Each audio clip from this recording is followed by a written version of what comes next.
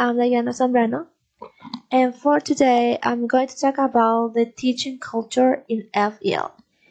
There are some themes that I'm going to talk about in this video. It's about the five cultural dimensions, intercultural competence, difference in communication in high and low context of culture, and the need to develop cultural competence in every students. I'm going to talk about one of the cultural dimensions. The cultural dimension was coined by the Dr. Gia Ofted, a Dutch psychologist that developed the term cultural dimensions. The first cultural dimension that he studied and present is the individualism versus the collectivism in culture. What does it mean? The individualism talks about personal independence in a country. We need to remind that in some cultures around the world, the culture is different. We cannot compare an Asian person to a Latina person. What as it says, some characteristics about the individualism are self-reliance and personal success. In these civilizations, work and social life are not heavily integrated, and also individuals prioritize their time, privacy, and freedom. On the other hand, collectivism emphasizes group cooperation and common aims. People labor for institutional benefits also maintain group unity, takes priority over moral concerns. As I said before, one of the examples is like we cannot compare a person from China to a Colombian person because in China they are very heavily restricted in questions of life, privacy, and even the future and success. In Colombia, Latina people, we are very losers. We don't care about so much about the future, all the stuff. We are more relaxed. The second one is masculine versus feminine. According to Ger Hostafel, masculine culture of community places distinct demand on men and women. Here comes the stereotypes. Until the days, we have the stereotypes about what is masculine and what is feminine. Men in masculine society are supposed to be forceful, competitive, and driven by monetary achievement. One of the countries that masculinity is very strict and high is the Arab countries. Arab countries have such a high increase of masculinity, even of machines. And for other stuff, women are supposed to be kind, constant with people, and quality of life. As I said before, to the till of the day, we still like fighting with this kind of stereotypes because women can also be competitive and forceful, and men can also be kind and concerned with people that they love. So we are humans at the end of the day, but this is something that the Dr. Hostafel talked about because it's such a shock in other cultures that it's still that it's very different and masculinity versus femininity. The third cultural dimension is the uncertainty avoidance. What is this about? Okay, it assesses the level to which individuals or culture are threatened by unknown, unclear events and have developed traditions and framework to avoid them. Okay. Here I put an example about South Korea and how culture in South Korea is very different to Latina cultures. Okay. Well, people in communities with higher sense avoidance tend to make life as secure and controllable as possible. South Korea is such a good example of how people's lives are controlled by the cultural pressure that they have a good job, have a good higher education, marry at this one's age, all of that. All the culture, Korean culture is getting uh, pressioned for this. And that is something that makes them very different from other cultures. Here I put another example to make the contrast between Korean and Ecuadorian culture is that Ecuador is a country with a lot of uncertainty avoidance that we tend to have and be more relaxed, open, and welcoming to another culture. We are more open-minded because that's how we were raised, being different from South Korea. The next cultural dimension is the long-term versus short-term orientation. What is this about? It investigates how civilization prioritizes objectives over time. Here I put another example of how Asia and South America objectives is very different in questions of culture. In Asia, culture are very long-term type orientation are prioritized over oriented aspiration. Also, virtues and conduct have a high value. In South America, it's very different.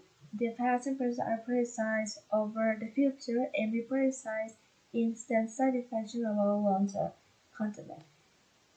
In few words, in Asia, people works and more for future things. They care so much about the future. In South America, we have another kind of culture where we just enjoy the present and the past more and also we criticize the instant satisfaction and we just don't wait to a long time to have this kind of satisfaction. Now we have the power distance. What is it about? It is about how various cultures deal with inequality of power dynamics within the society. We need to remember that the power dynamics in Asia are very different like in America.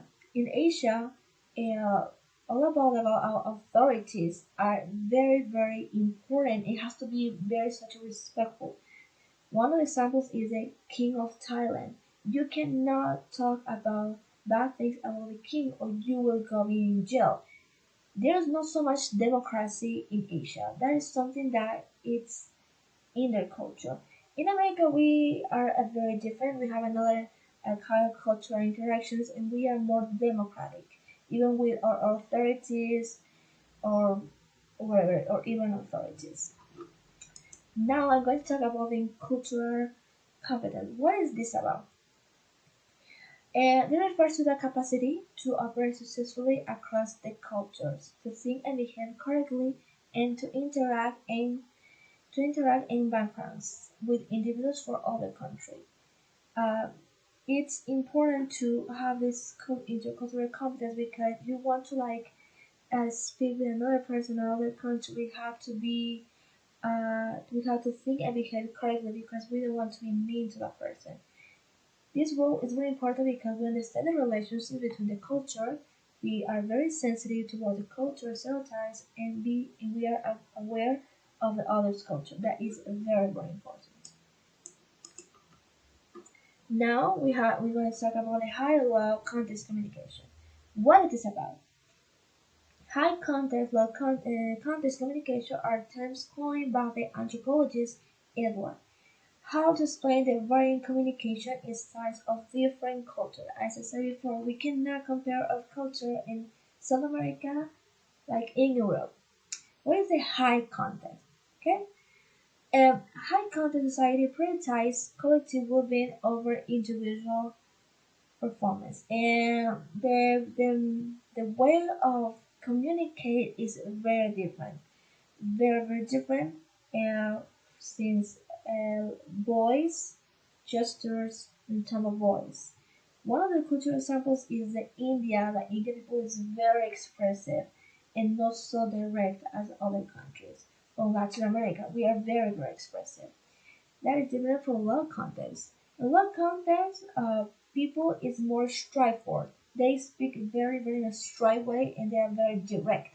One of the examples are Germany. Germany people is very straight in what they say. The United people also are very straight people. There are some cases that people who travel to this country feel that people is very mean because they speak in this straightforward way. But no, this is part of their culture. That is the difference between high context and low context communication. It's very different and it fluctuates between cultures. Almost lastly, I'm going to talk about the miscommunication in cross-cultural encounters. What is this about? When we interact with individuals from different cultures, we naturally use our own words, norms, and behaviors. Frequently, these norms differ from those of other persons, constantly leading to a cultural conflict. What is this about? It's not the same if I, as an Ecuadorian, I speak to a non-Ecuadorian than if I speak to an Arabian person or a Canadian person. It's very different. Our cultures are not the same. Some of the examples are an American person speak to an Arabian person. An American person needs to be conscious and aware that the person that she or he is speaking is very different and have another kind of mindset and culture. So we need to be prepared to talk and speak to that person very, very respectfully. Even this happens if we have the same background and native language. We cannot say that if a Chilean person speaks to an Ecuadorian person, it's very different. The words will be the same, but the context is different. So that's why uh, we need, as a people, we need to like, be conscious about this mixed communication because we need to avoid these culture conflicts. And lastly, the importance of knowledge of cultural dimension and cultural competence in students. Well, why it's important for students to learn about this cultural competence? It's important because it's crucial because it improves communication, enrich language learning, and reduce misunderstanding and foster intercultural relationship.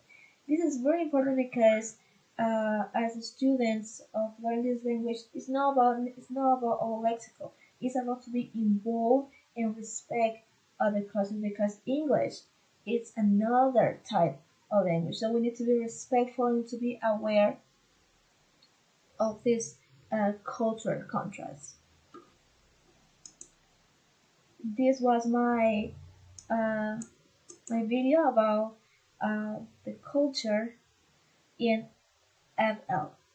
Thank you so much.